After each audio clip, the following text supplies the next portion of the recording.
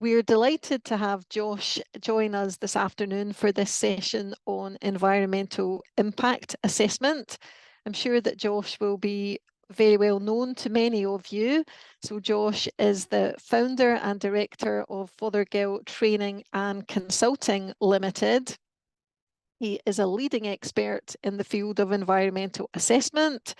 Some of his highlights or best bits include founding Scotland's EIA conference in 2017 and creating the UK's EIA quality benchmark back in 2011, as well as authoring the proportionate EIA strategy and leading international reviews of digital impact assessment, EIA professional recognition, and linking the circular economy to environmental assessment practice. So just a little bit about Josh's consultancy. So it specialises in enhancing the effectiveness of environmental assessment through both capacity building, intelligent client roles and advisory reviews. He has trained a staggering over 1,000 professionals in environmental impact assessment, including recently completing a 4-year programme with Northern Ireland's Department for Infrastructure, upskilling the planning system around assessment, including playing a critical role in their new EIA screening and scoping practice notes. So been very busy, Josh. So I will now hand over to Neil, who's going to lead our discussion with Josh this afternoon. Thanks very much, Karen, and welcome again, Josh. Thank you. Just to jump straight in, on the flyer, we promised a discussion about future directions in EIA, and the one I think everyone will be very interested to hear about is environmental outcome reports, EORs. We'll have to make sure we don't jump too fast into acronyms because we know what that would end up being like. Absolutely. Those are on the table as a replacement for EIA and SEA, so that's Strategic Environmental Appraisal, I think, isn't it, rather than assess? Oh, it's assessment, right? Yep. In England. So, can you talk us a bit about what is known about what is happening, what will happen, when it will happen, what might happen, but particularly for those of us in Scotland, given that it's an English proposal, what implications there might be for the other parts of the UK? Yeah, certainly, no problem whatsoever. So, yep, the future of environmental assessment has got more complicated since the 2016 referendum, and then obviously the rollout of our exit from the European Union. So what that's done is basically given the UK the freedom to change its approach to environmental assessment. But environmental assessment is devolved. So there is an interesting question as we move towards the future as to whether, different agendas in Scotland, in England, in Wales and Northern Ireland will lead to a consistent ongoing approach to environmental assessment.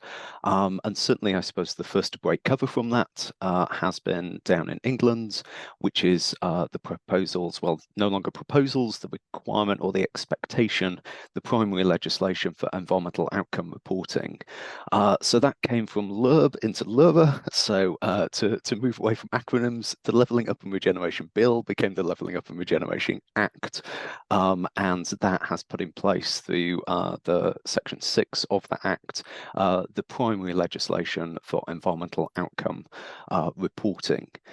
This would, as you say, replace environmental impact assessment at the project level and strategic environmental assessments at the plan level.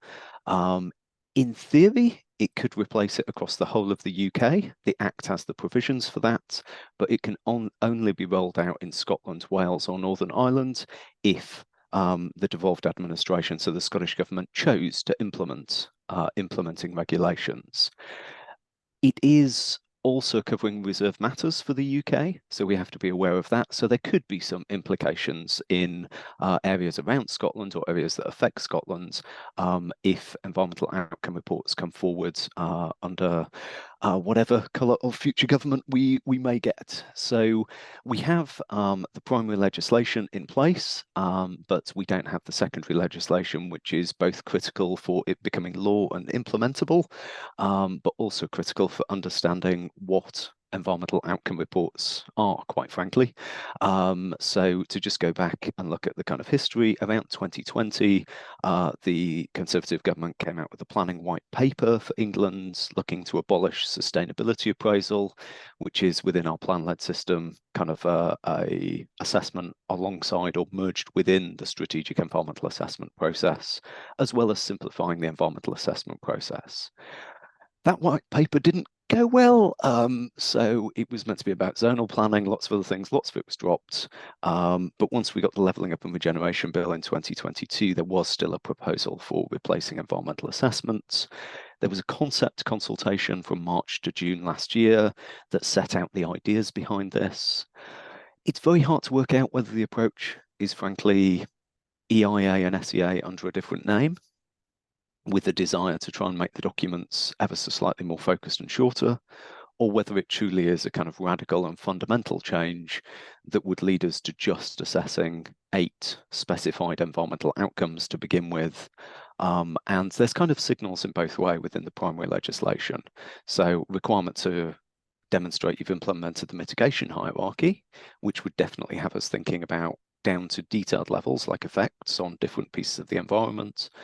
But then the reporting in the, as set out in the Levelling Up and Regeneration Act, inferring that you would only report against the specified environmental outcomes, of which the inference from the Department for Levelling Up is that initially there would only be 8 of those things.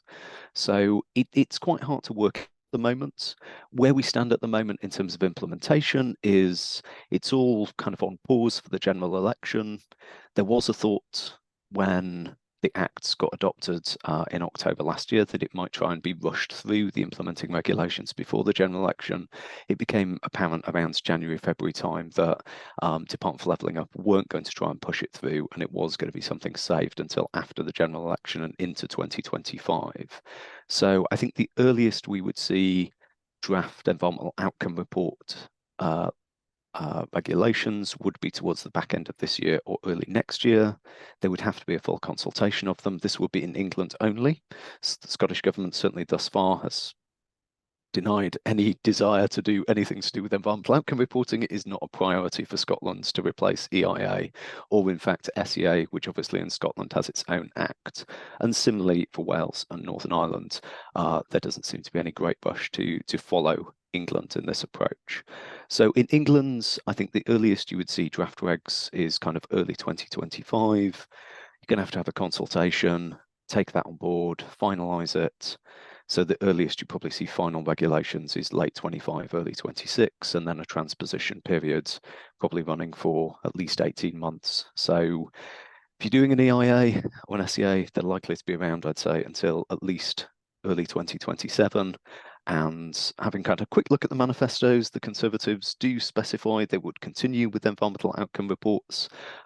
Labour's 136-page document that got launched this morning does not say anything specific about the future of environmental assessment, although it does get specific in terms of other areas of planning reform and the Environment Act's targets and nutrient neutrality. So if they had wished to say something specifically on EOR, there is that level of detail equivalent in other areas.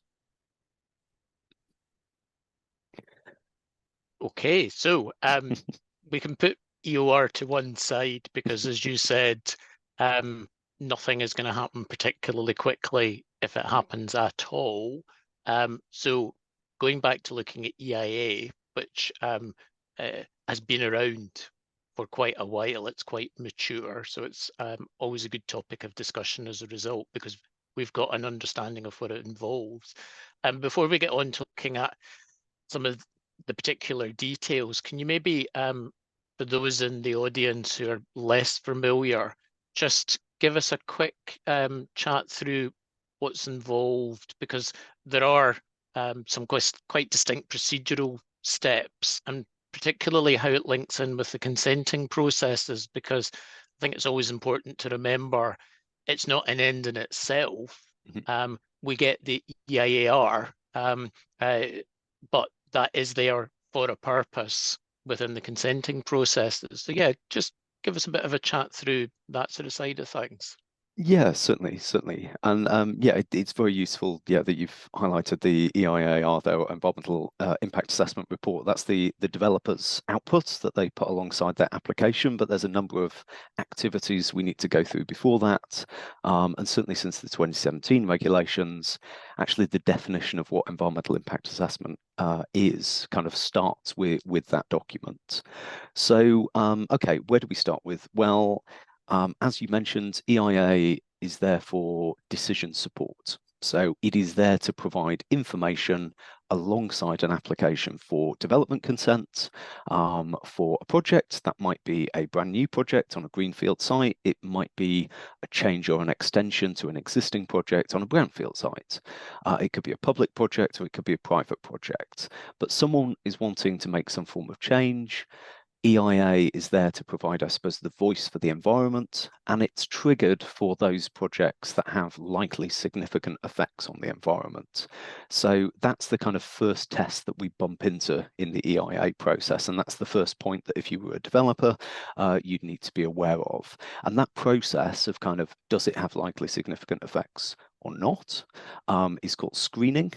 There's some complexity around that, but effectively the law sets out certain projects that always require EIA. So there's certain projects the law has said they're always likely to have significant environmental effects or the risk of those. So building a new nuclear power station, adding 2 lanes onto an existing 3-line motorway, these kind of big infrastructure type things. But there's a huge range of other projects called Schedule 2 developments, and these projects might have significant environmental effects. And this is where it's important for developers to kind of, ideally, if they're planning and prepping and sorting out their program and wanting to remove risk from their program, then prior to making their application, they can go to the local authority and ask for a screening opinion to say, effectively, the local authority give a view, this project is or is not likely to have significant effects. If they say it is, we're going through the rest of the EIA process. If they say it's not, then hopefully we're not going through the rest of the EIA process, but there is an opportunity for challenge, but we won't go into that. So if we're progressing forward, the next stage... Sorry, just before you go on, just to mention something, because it was something that always resonated with me. It came up at one of your conferences, and it's this point of just because development is not EIA development, so you don't need to go through EIA, that doesn't mean in some way it cannot be refused on environmental grounds. I think there's almost a misconception that we see when objector communities get very concerned about whether or not an EIA is required. And it's just to make that point of EIA is, trying to think of the best way of describing it, a more rigorous process of assessing those significant effects. But even if there isn't an EIA, the planning authority, the other consenting authority, they can still refuse permission on environmental grounds. There's just not been an EIA to provide additional material evidence reports to support that. Yeah, absolutely. I mean, obviously the NPF4 would still be in place in terms of environmental policies to consider. All the other environmental laws continue to exist. There gets to be some interesting situations with some projects where, the habitats regulations also apply, and they are triggered because they have a much more robust approach and application of the precautionary principle than perhaps the EIA requires. So you may have a project that requires a habitat regulation assessment, appropriate assessment, but doesn't require an EIA, and that isn't necessarily a problem. I guess there is an interesting question that if a project were turned down on environmental grounds, maybe it should have had an EIA. But technically, we're kind of fine within the law because the prohibition to grant consent is there for projects that are EIA but haven't had one, but there is no prohibition to not grant consent. So, if we turn it down on environmental grounds and it didn't have an EIA, there isn't any risk there. But yes, certainly all the other environmental rules are still in place. EIA is not going to tell you you cannot give consent. it is there to, kind of advise and provide information, decision support, as I described it earlier. It may, however, flag that you're going to breach, the International Convention on Heritage, and that there's significant effects on a World Heritage site, or that you're going to have a, terribly bad effect on designated habitats, or these kind of things. And it could be that there's other legislation that would then prevent you, or certainly make it far more difficult for you to move forward. So we got to remember EIA comes from kind of the mid-1980s, when a lot of these other requirements weren't about.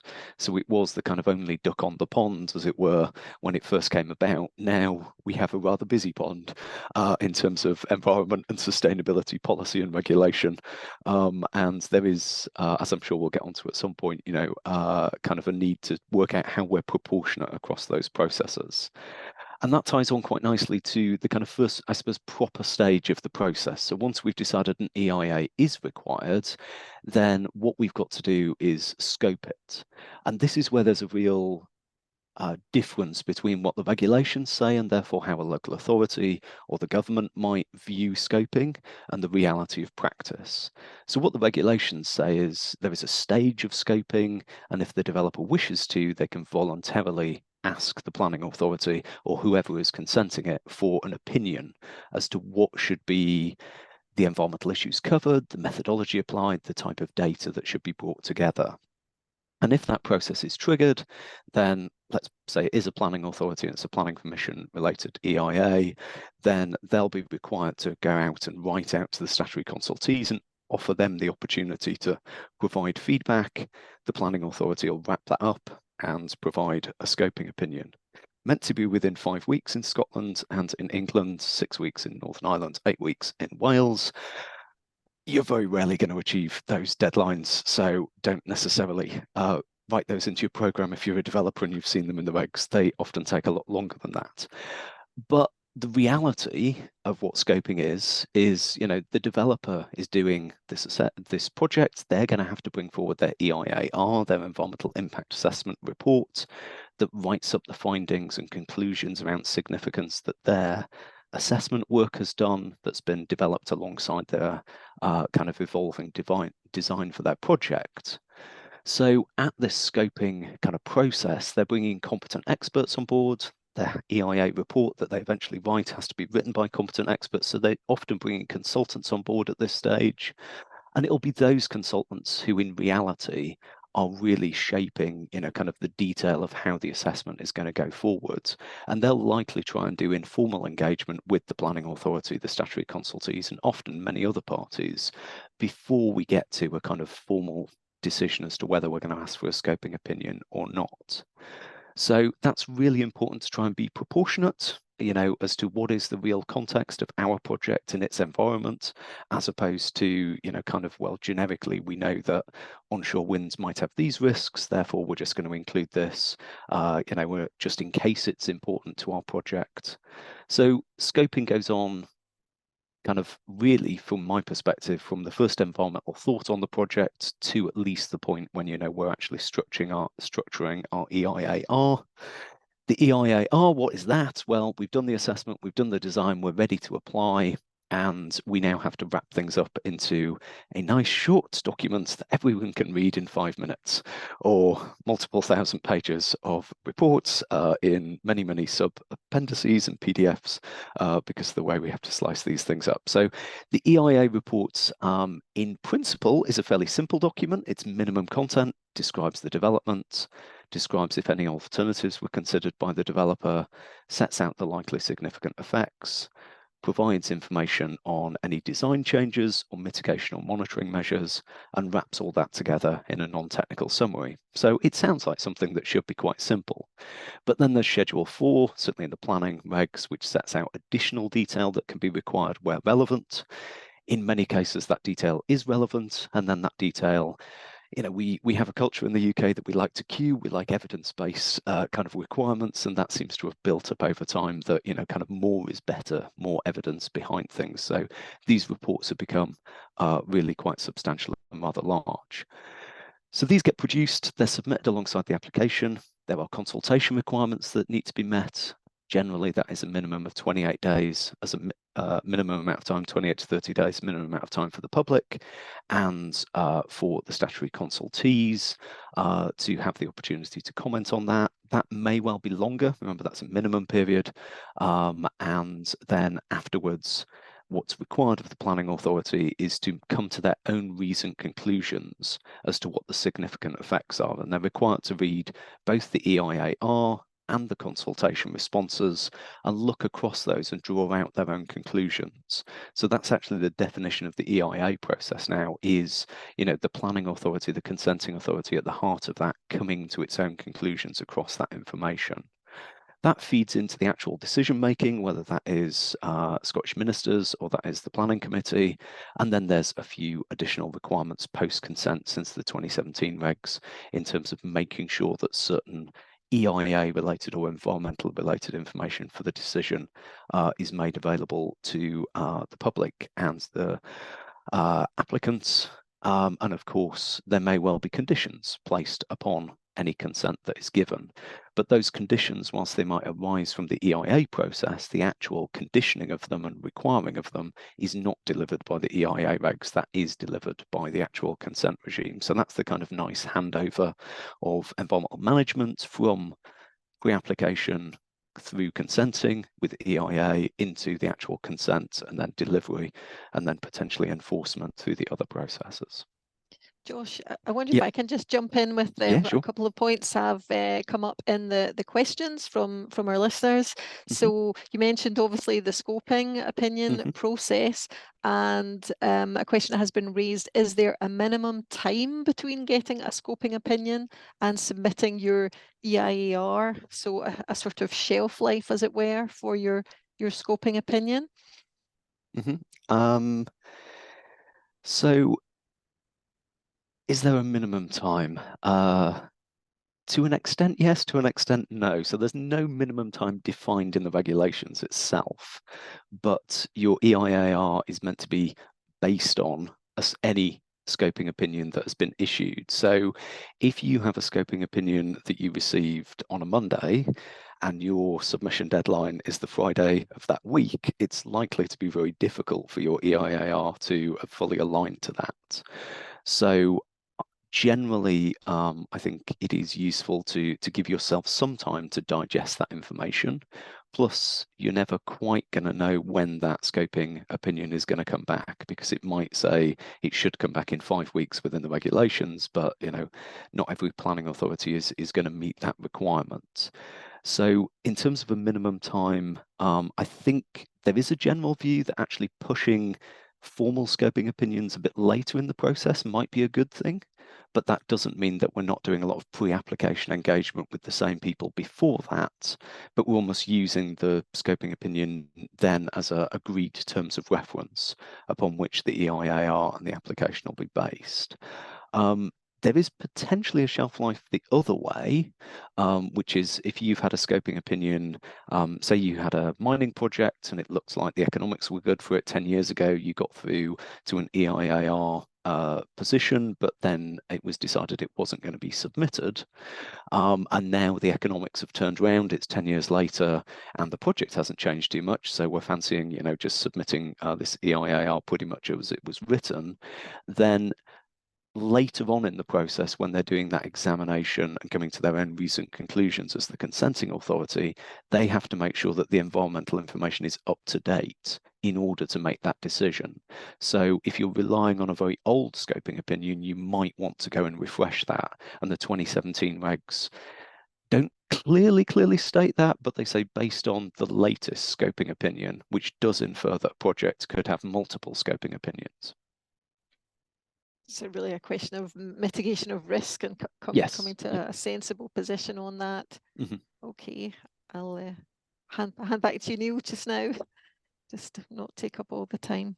No problem. Okay, and it's great that we're getting the questions.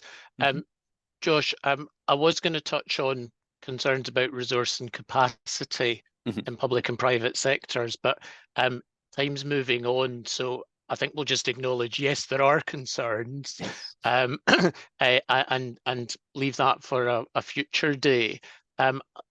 did want to discuss with you this issue of proportional or proportionate, I'm not sure which it is, EIA, because it's something that always seems to get talked about. So tell us, what is that actually about, and what sort of initiatives are being discussed just to promote that objective? Yeah, certainly. So I'd call it proportionate EIA. It's named a few different things in different places. Certainly the international speak beyond the UK at the moment seems to be more about streamlining impact assessment. The Canadians talking a lot about that, as well as various other parts of the world. But it seems to be, at least within those who don't just want to deregulate for deregulation's sake, it seems to all be the same concept, which is about not just efficiency in practice of saying, you know, are these very large documents that are being produced and the time taken to produce them, is that the most efficient way to get to the decisions we need to make, particularly as we have, you know, a biodiversity crisis, a climate crisis, a housing crisis, etc. But also about the kind of effectiveness. We need to retain the ability for EIA to deliver the key environmental information, but try and get there in a quicker manner, either in terms of not having to necessarily gather quite so much information, or certainly how we might report that information so that even if we do have a very long report, we can see the wood from the trees far, far easier. So in Scotland, there's a really interesting kind of innovative approach going on at the moment. So Scotland's always been a bit more progressive, certainly from my perspective, in terms of being open to collaboration across the EIA professional community. So from the Scottish Government through the statutory consultees into the planning authorities and the profession. One of the reasons I kind of did a number of conferences around the UK in 2017 when the new regs came out, but the reason it's stuck in Scotland, I feel, is that collaborative nature. And another great example of that is what the onshore wind sector is doing at the moment with their onshore wind sector deal. So they've recognised, you know, the government's recognised, the Scottish renewables, etc., have recognised, you know, there's an incredibly short period of time to put in really quite a lot of development, not just in terms of onshore winds, but also in terms of the transmission network, if we are to hit, you know, these kind of legally binding climate targets. So the onshore wind sector deal is an ambition to try and address that. So it's not all about EIA. It covers a huge amount of skills areas, including the resourcing issues you mentioned at local authorities. But it does include a subset, a task and finish group on EIA, and they're looking at the different components. So they're looking at what are the common issues that have regularly come up on the previous onshore EIARs. So, you know, usefully, let's do evidence-based approach. Let's look at our previous assessments. Let's look at what issues were found to be significant. And then let's get groups of experts from these areas and say, okay, we know these, you know, are significant 50% of the time, 20% of the time, whatever it is. How can we cut to the chase within this type of assessment so that we focus here? And then for the kind of also rans that are there within the regs and may occasionally crop up, we don't want to abandon those, but we shouldn't have to assess them to the same degree as all the other areas every single time if they're only also rans when it, you know, we've got 50, 100 examples of the past. So the task and finish group is looking at what can we do to help, I suppose, give a bit more standard scope and evidence behind that for onshore wind? And then also, how might we template up some of these documents so that we can make them a bit more focused? And there's real ways that you can do that. You know, a very simple solution I'll throw out there to anyone listening, if they're responsible for EIARs or for what are known as environmental statements in the rest of the UK, if you're writing a topic chapter, you can start with the conclusion. You can have a one-pager that says, this chapter finds significant effects on X, Y, and Z, and here's the key mitigation that it plans to implement. If you want to read about how we got to this conclusion, here's the rest of the chapter. But our ES at the moment, our EIARs are written very much like mystery novels. You know, there's some characters introduced, there's baseline, etc., and eventually we get to this, big reveal, and we've read 300 pages and there's no significant effects on whatever. And that's just very frustrating. So, you know, we can look at proportionate EIA in terms of the report, but we can also look at proportionate EIA if we're going to do it properly in terms of the actual activities before we get to compiling that report. There was a strategy in 2017 that I kind of authored for IEMA, but a lot of people contributed in the kind of at least 2 years before that to the thinking in that. And that identified, I suppose, 4 key thematic areas. So one was about skills and upskilling people and saying, you know, everyone needs to understand their role within the process and how they can focus on proportionate assessment. One was about scoping and saying we need to recognize scoping isn't just a stage, and we need to use it as a mechanism to deliver proportionate EIA. And if we don't, we're going to end up gathering too much. And once we've gathered it, we're going to feel compelled to include it in a report. The other areas were about collaboration. You can't just have a developer or just the consultants or just the statutory consultees who are trying to make this report and this process more focused. Everyone has to put effort in. Otherwise, at some point, there'll be that pull to drag it back outwards. And that's the direction we've been going for 20 or 30 years. So it's far easier to go that direction than to focus. And then the final was opportunities around innovation and digital technology. But we don't really have time today to really begin to explore artificial intelligence and all this kind of stuff. So we'll just leave that one there. Josh, if I can maybe jump in again and thinking back to the prior stage of whether EIA is required at all. So before our scoping and thinking about screening, one of our listeners has raised an observation. Should be interested in your thoughts, and they're saying that they've recently had experience of 3 different appeal reporters screening cases involving housing sites, and in another case an anaerobic digestion plant as urban development over the 0.5 hectare threshold, and the reporter concluding that it was EIA development. And I think this is in a situation where it's either previously been screened out or no screening had taken place, but that has then caused a sort of pause in the appeal process, basically, while that work has had to take place. So is that then telling us that, you know, all housing sites over the 0.5 hectare mark require screening? There's a few things to unpack within there. So I suppose the first thing to say is anytime an organisation is acting as the competent authority, then the regulations tend to put an expectation on them to look at the screening question. So when the competent authority role moves from a planning authority to a reporter, then the reporter is expected to relook at that question and check that out. So there is a difference between a screening opinion and a screening direction. So a screening opinion is valid until it's not valid. And it becomes not valid either because it's trumped by a screening direction offered by the Scottish Minister or given by the Scottish Ministers, or it is at some point subsequently challenged through the courts and found not to have been undertaken appropriately.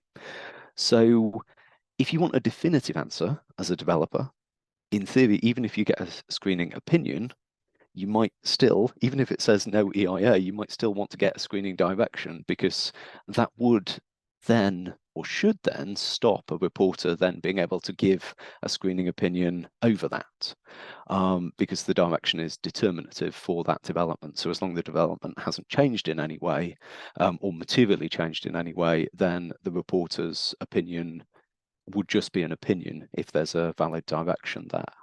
Although that is a bit of a odd way of looking to resolve things, but that is how the law set things out. Is, you know, planning authorities and reporters have opinions, Scottish ministers have directions. In Scotland, at least, there's slightly different situations in Northern Ireland, etc. So that is, I suppose, big screening kind of question that you're asking. The other area that you're asking around what is effectively Schedule 210B, urban developments under the infrastructure category, which is 210. So it's been held by the courts for many years that housing does fall within urban development. Therefore, certainly under my reading of the regulations, if you've got a site that's above 0.5 hectares and it's a housing site, then yes, it should be being screened. And if it hasn't been screened, then there is an argument that that consent, if it's been given, could be challengeable, because if we don't have a valid screening opinion that says EIA isn't required for a Schedule 2 development, then technically we haven't removed Regulation 3 or 4, depending on which part of the UK you're in, it's prohibition to grant consent. So that's quite an important one, and that was quite an important thing when we were working through the detail with the Northern Irish planning authorities and that training project and producing that practice note, was to really make that clear that, there's an awful lot of screening out there with where we've set the thresholds in the UK than perhaps the amount of screening that's actually realised by developers and planning authorities. So even though these rules have been in place for many years, it's not necessarily clear that we've been implementing as we should be. It's in fact one of the reasons why, God, I can't remember, probably a decade ago now, down in England, the government decided to amend Schedule 210B's threshold and moved it up to, 5 hectares with up to 1 hectare of commercial development if it's housing. And then there's also another criteria that talks about the density of housing to try and get round the risk of a tower block having a very small footprint, but potentially having a much wider impact. But that was only something that England implemented. Scotland, Wales, and Northern Ireland, because the devolution would have had to go through the same process. And it was a very specific change that was made. There was talk at the time of also changing the threshold around renewable energy, onshore winds, but in the end, they ultimately decided not to do that. It's just worth noting, however, there's often a lot of times going, oh, this European stuff causing us lots of hassle. Well, Ireland has exactly the same EIA schedules as we do, or requirements from Annex 1 and Annex 2 of the EIA directive, but they've actually set far, far higher thresholds for their Schedule 2 development, but their thresholds are mandatory. So if you're at or above 50 megawatts for an onshore wind development, automatically it's EIA in Ireland. But anything below that is in a kind of area where it does need to be screened, but their rules allow them to do a much, much lighter touch, kind of obviously this isn't a significant effect kind of decision.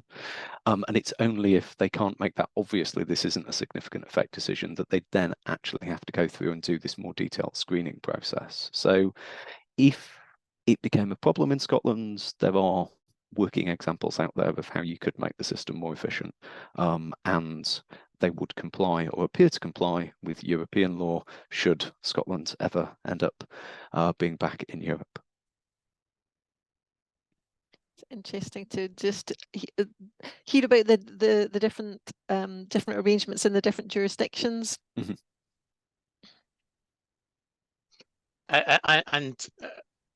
I was going to go on and ask about biodiversity, and really there's the same sort of thing about that, of differences of approach.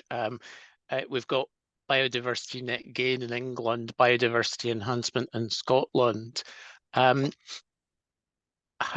can or should EIA link into those approaches? Because it's a different thing, it's a different requirement or different policies or whatever, but EIA has to have some regard to it. So how does it link in or not link in? Yeah, I mean, it's another one of these ducks on the pond, as it were, and they've been landing on this pond for a number of years now, and it is tricky for EIA to kind of quite work out what to do with them. And unfortunately, oftentimes, the government just leaves it to practice to work things out, and that is quite good because that's where the experts sit.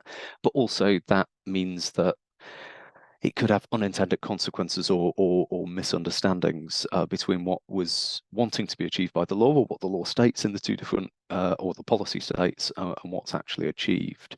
So I suppose first things first, in terms of EIA, we're meant to take account of biodiversity now since 2017. So we moved on from flora and fauna to biodiversity as the specified environmental factor, and particular consideration of things protected under what were the Habitats and Birds Directive.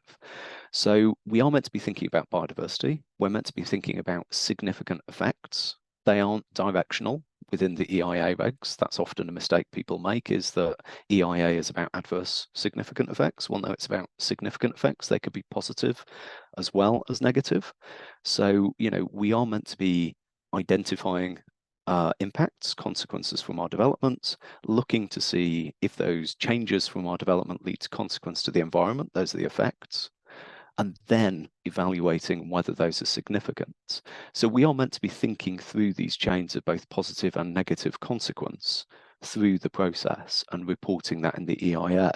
But of course, the EIA is meant to focus on significance, and in most times that is going to have us focusing perhaps more on the negative consequence than the positive in a lot of cases.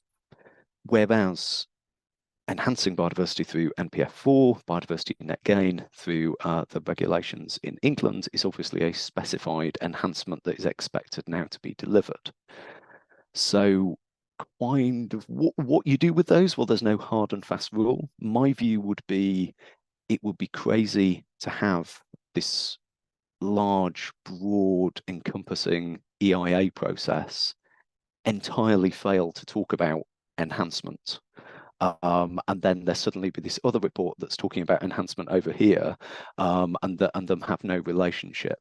So I think the EIA has to cover it.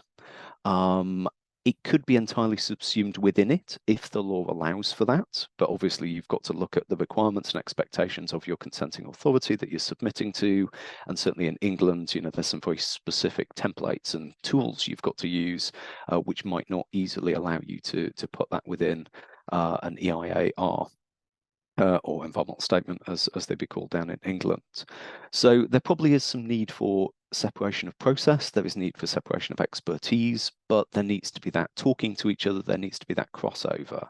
I think what you'd be really, really peculiar is if you had an EIA process that said, well, no, we're only going to focus on the adverse effects, and we're going to leave all the enhancement to another team of environmental professionals, because a developer has enough people talking in their ear, from the architects, the engineers, the legal professionals like yourselves, etc. They don't need two different environmental teams talking at them. So I think it's the environmental team needs to deal with it. Quite where that then fits across the processes and gets reported is something that needs to be worked out efficiently. I'd argue for the mainstay of that's conclusions to be in the EIA, because it is meant to be, or was intended originally to be, this key voice of environment in decision making. But others may well argue differently, that actually it should be kept separate. That's an ongoing debate. I think for members of the public as well, for EIARs are difficult enough to grapple with without having to be looking across multiple documents for multiple conclusions on related issues. But well, I'm afraid I have the task of trying to keep us to time today, which we're in danger of just running over. So I wonder if I can ask you, Josh, just to give us a quick plug for the EIA conference, which will be coming up later this year, which you organise each year. So can you tell us what's coming up? Yeah, certainly. So it's a free to attend conference, but you have to register. We only have a limited number of spaces. It's made possible by sponsors. So yourselves have been very kind to sponsor it over the years, and you're back this year to sponsor it again, which is great. We have SSE Networks and Transmissions, LUC, RSK, and SSE Renewables as the other sponsors. So that probably gives a bit of a flavour of the type of things we're going to be covering. It's going to be held on Thursday, the 3rd of October. We'll be in central Edinburgh, and the theme is all about EIA delivering for Scotland. So we're kind of pushing past 2023's theme of what does NPF4 mean for Scotland? How does that kind of embody change within the EIA process, to saying, okay, well, what can EIA really do to help push forward with these development goals that Scotland has? So The agenda is still developing, but I believe Neil is going to run a workshop for us and do a bit of myth busting around kind of legal issues in relation to EIA. We'll certainly talk about the onshore wind sector deal, and probably have something around kind of the Rochdale envelope design principles and flexibility as well within the day's agenda. Tickets are going to be available probably early to mid-July. They'll be linkable through my LinkedIn page and through the Fothergill TC website. And there's usually around 60 or 70 kind of free tickets once we've covered out the kind of free tickets we provide to those within the public sector, which the Scottish Government kind of distributes for us. So it does fill up pretty quickly. So if you're interested, I guess follow me on LinkedIn is probably the quickest way to see that content.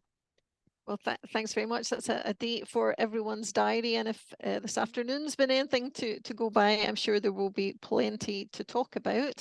So thanks very much for that, Josh, and thanks very much for your contribution for our whole session this afternoon. It's been really interesting. And so if I might just say, another date for your diary in addition to the 3rd of October is our next planning live, which will be after the summer break. So taking a break over the summer months, but we will be back on the 29th of August. So again, please watch this space for announcements of what those future topics will be. And if there's anything that people are particularly keen that we might cover in a planning live session, please do get in touch with the team at Brodie's. We would love to hear your ideas of juicy topics. So just remains for me to say thanks again to Josh, thanks to Neil, and thanks everyone for attending. And we look forward to seeing you after the summer break. Hope everybody has a good one.